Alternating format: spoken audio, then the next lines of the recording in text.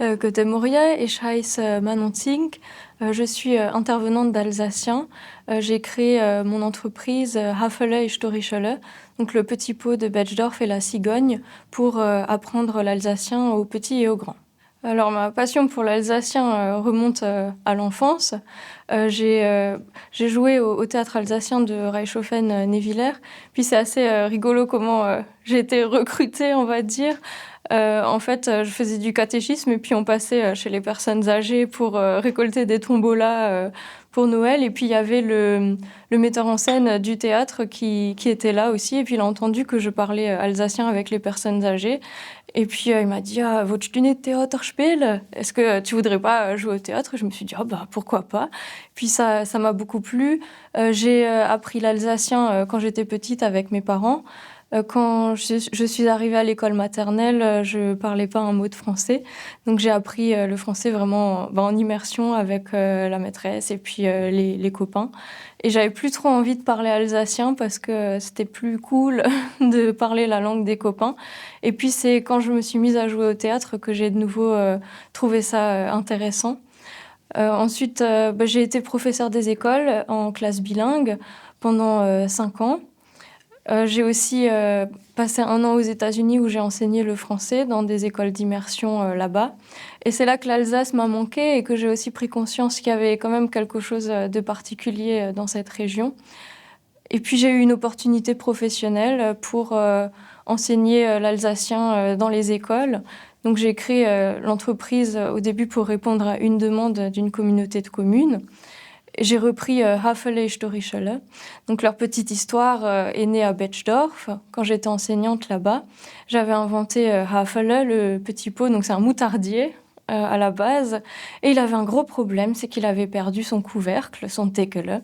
Et donc il y a Historischele, la petite cigogne, qui est venue pour l'aider à le retrouver. Et je les ai repris comme identité visuelle pour les cours d'alsacien. Et puis petit à petit, ça a pris de l'ampleur. Je me suis prise au jeu, j'ai créé le site internet, la page Facebook. Et j'aime beaucoup dessiner, raconter des histoires. Donc c'était l'occasion pour redonner vie à Hafele Historischele, pour faire des cours d'alsacien.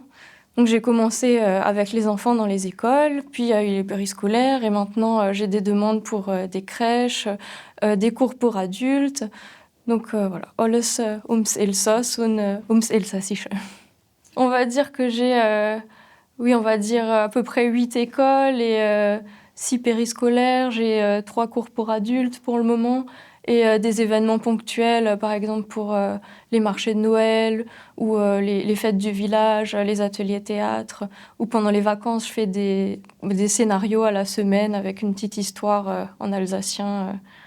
Par exemple, là, je suis en train d'en faire un avec un savant fou, professeur Koppelatz, qui est bloqué à Mulhouse. Et puis, tous les jours, il a une petite aventure avec sa folle machine où il demande à Hafele Historischele et aux enfants de l'aider à arriver jusqu'au village où il y a le centre aéré à la fin de la semaine. J'ai des gens qui veulent réapprendre parce que il y a eu une période où ils ont plus envie de parler. C'est souvent les gens un peu plus âgés qui ont aussi subi un petit peu le poids de l'histoire et la pression des différentes politiques linguistiques. Et maintenant, on sent qu'ils ont envie de se réapproprier leur culture et par la langue, justement. Donc des gens qui veulent réapprendre, des gens qui viennent d'autres régions et qui ont envie de s'intégrer en Alsace. Donc ils ont des envies toutes simples. Hein. C'est, je veux pouvoir parler en alsacien avec mon voisin quand je le croise dans la rue. Je veux pouvoir acheter mon pain en alsacien dans mon village. Donc oui, c'est assez hétérogène. J'adore le côté imagé de l'alsacien, toutes les expressions un peu rigolotes et fleuries qui sont intraduisibles. Et moi, ce que j'ai aimé dans l'alsacien, c'est que ça m'a toujours aidée pour apprendre d'autres langues, pour apprendre l'allemand notamment. Au bout d'un moment, j'avais compris les petits trucs pour passer d'une langue à l'autre et c'était très facile. Et là, j'ai été très reconnaissante envers mes parents de m'avoir appris l'alsacien. Et même pour l'anglais, vu que c'est aussi une langue germanique, ça m'a toujours beaucoup aidée. Donc oui, je pense que c'est un trésor qu'il faut sauvegarder. En général, je fais des cycles de 10 séances, avec une séance une fois par semaine. Et les périscolaires, ça dépend. Des fois, c'est des cycles, des fois, ça peut être sur toute l'année scolaire. Ou quand il y a des projets, par exemple, on a envie de faire un spectacle de Noël en alsacien.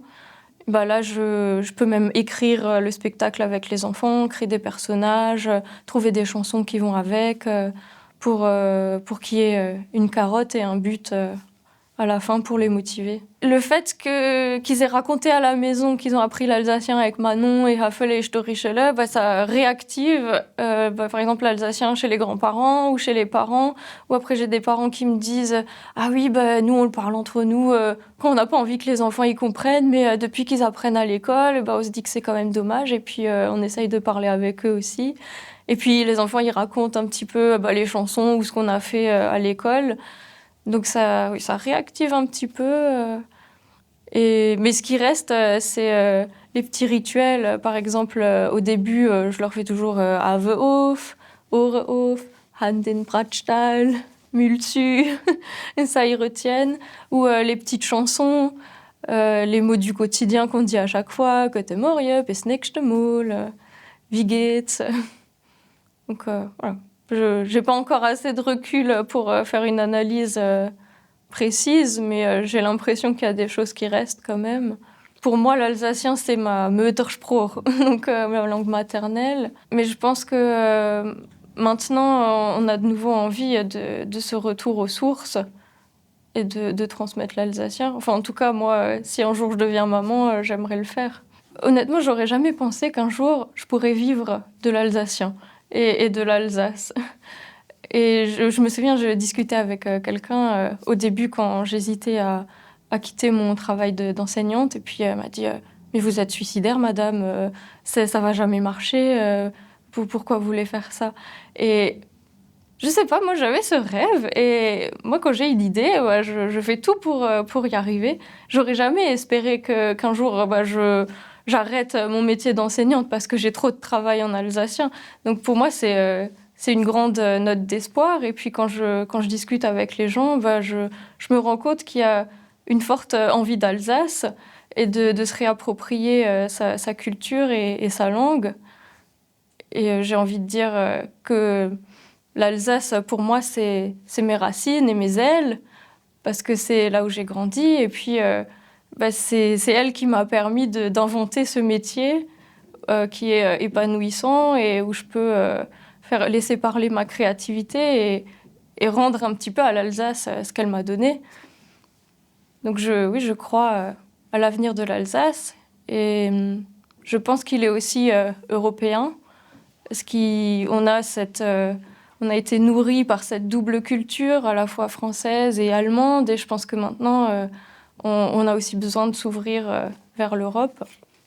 Il y a des symboles, du folklore, mais pour moi, l'Alsace, ça se résume pas à ça, parce que sinon, il faudrait qu'on fasse un musée de l'Alsace et de l'Alsacien. Donc, pour moi, il faut que l'Alsace soit vivante et qu'elle s'inscrive dans la modernité. Il faut pas oublier les traditions, c'est une richesse incroyable, mais pour incarner l'Alsace aujourd'hui, je pense qu'il faut se la réapproprier et la rendre moderne. Pour vous donner un exemple concret, au début, quand j'ai voulu faire mes photos, j'ai loué le costume alsacien traditionnel et je trouvais ça super, ça m'a fait plaisir de faire ces photos-là, mais je me voyais pas tous les jours aller à l'école avec toute la torte, quoi. Donc c'est pour ça l'Elsass Rock, j'aime beaucoup, parce que les gens reconnaissent, ils savent que...